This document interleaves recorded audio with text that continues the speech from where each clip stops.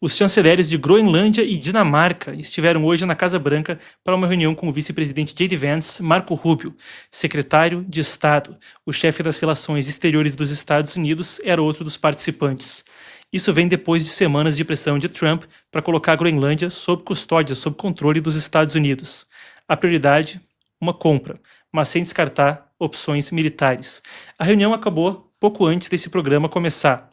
Dinamarca e Groenlândia disseram que querem retomar um diálogo construtivo com Washington sem aceitar qualquer ideia de anexação.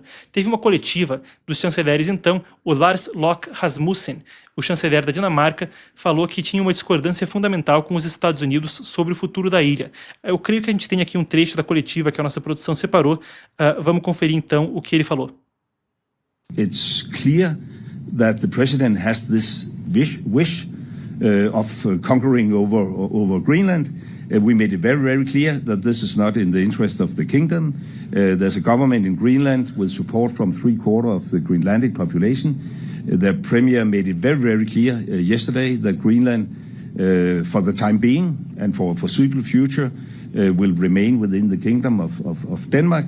And therefore, this is a common position that we want to work with our American friends and allies, but it must be a respectful cooperation and it must respect the red lines. Ele disse que a Groenlândia está coberta pelo artigo 5º da OTAN. Já vamos falar disso. Lembrou que os Estados Unidos já têm amplo acesso militar à ilha por acordos mais antigos e disse que não via ameaça de Rússia ou de China ali que a Dinamarca ou a Groenlândia não conseguissem administrar. Também vamos falar sobre isso. A ministra das Relações Exteriores da própria Groenlândia, Vivian Motzfeldt, reforçou que a ilha quer cooperação com os Estados Unidos como aliada e amiga, mas sem ser propriedade americana, e pediu uma relação normalizada. Isso foi então o que veio dessa coletiva de imprensa. O que aconteceu na reunião, aí, só Vance, Rubio e esses dois sabem, não foi aberta à imprensa. Trump tem dito consistentemente que a ilha é essencial para a segurança americana contra Rússia e China.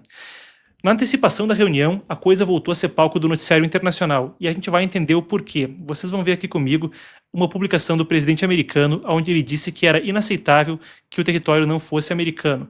A gente pode colocar na tela cheia, eu leio com você alguns dos destaques.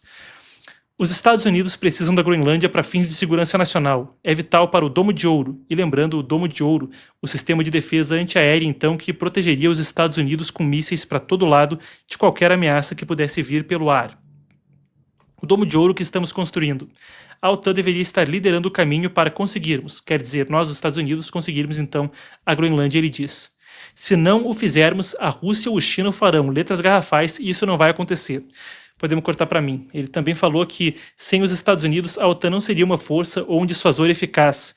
Aí vem uma outra publicação dele, onde tem questão interessante, e conforme a gente passar mais adiante da notícia para a análise e para o contexto, para a perspectiva, a gente vai conseguir entrar mais fundo nisso. Mas as imagens que você vai ver ao meu lado agora na sequência são de um documento que depois deu o que falar. Esse é um documento de avaliação de risco da inteligência da própria Dinamarca. Isso é de novembro de 2025, e ele alerta então para a presença russo-chinesa no Ártico. Então, o que ele alerta, então, é precisamente para a presença de Rússia e China no Ártico. Você está vendo aqui do lado duas das páginas. A primeira e essa outra aqui é uma na qual se rastreia precisamente a presença, então, de navios russos e chineses por ali. Um documento que insiste, há um interesse grande de Rússia e China por ali e há patrulhas com potencial de, eventualmente, gerar mais conflito no Ártico. Aí o presidente americano cita esse documento logo antes da reunião, isso aí, indo para as redes sociais, é essa publicação que vocês vão ver agora. E melhor ainda, a gente tem aqui um trecho do documento, vamos ler. Quebra-gelos de navios de pesquisa chineses operaram no Ártico e realizaram exercícios conjuntos de patrulhamento com a Rússia na região. A China pretende desenvolver a capacidade para operações militares independentes no Ártico. As atividades chinesas concentram-se principalmente nas águas ao norte do Estreito de Bering, estendendo-se em direção ao Polo Norte. Ele segue também falando disso a respeito da Groenlândia. E aí, agora sim, a publicação do presidente americano que disse: diga à Dinamarca para tirá-los daqui agora. 2 trenós com cachorros não vão resolver, somente os Estados Unidos podem. A posição tem sido consistente. Antes da coletiva, depois da coletiva, o território não estaria à venda. O governo dinamarquês teria até dito que uma operação dos Estados Unidos, uma eventual operação militar para tomar a Groenlândia, significaria o fim da OTAN, a Organização do Tratado do Atlântico Norte, que de 49 para cá, originalmente foi fundada, claro, com o objetivo de dar uma defesa, um dissuasor mútuo, para que a União Soviética não viesse a atacar os países da Europa Ocidental. Depois da Segunda Guerra Mundial, e conforme se estendia, como dizia Winston Churchill, do Báltico ao Adriático, uma cortina de ferro, uma série de países do leste europeu caindo para o jugo soviético, vinha a ideia da OTAN, em 49, tentando afastar a União Soviética com o conceito de que um ataque a qualquer país membro seria um ataque a todos. Ou seja, como está hoje, um ataque à Romênia seria a mesma coisa que um ataque aos Estados Unidos.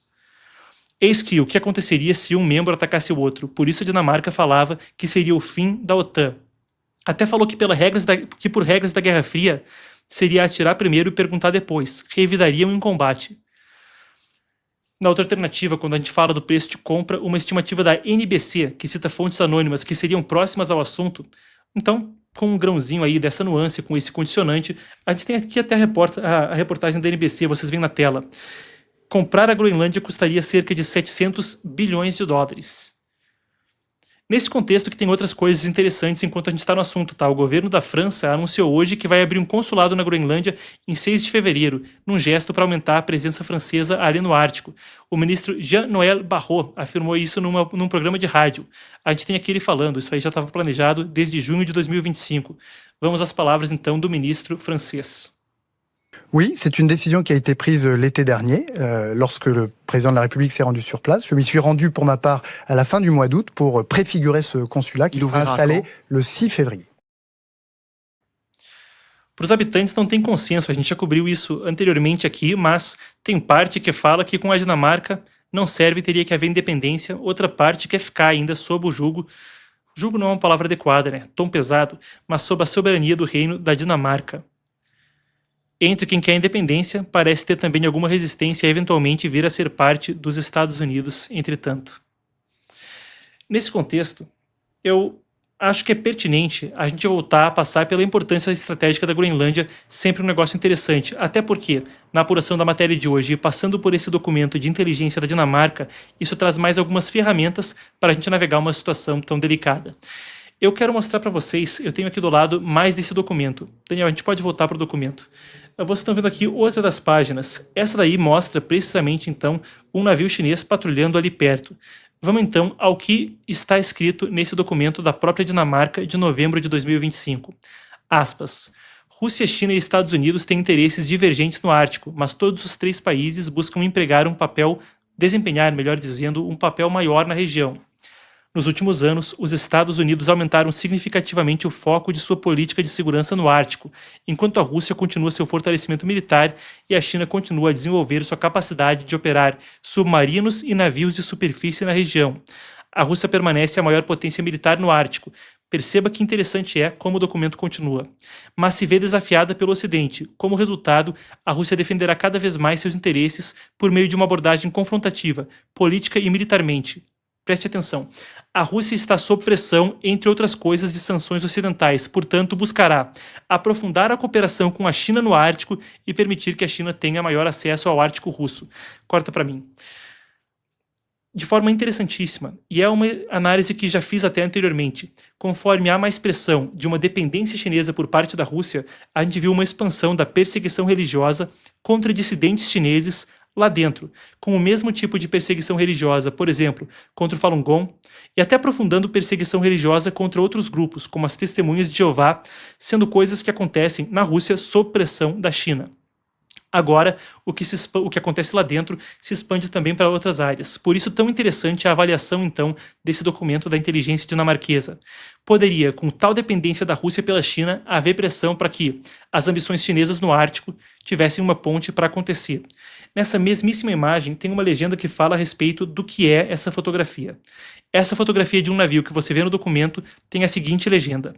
2 navios de pesquisa chineses durante a 15ª Expedição Ártica chinesa em agosto de 2025. A expedição operava principalmente a norte dos Estados Unidos e no Canadá, a cerca de 1.000 quilômetros a noroeste da Groenlândia. Isso aqui está sendo visto nessa imagem. E aí a análise convencional, que vocês estão vendo em todos os veículos de imprensa, mas não deixa de ser absolutamente relevante.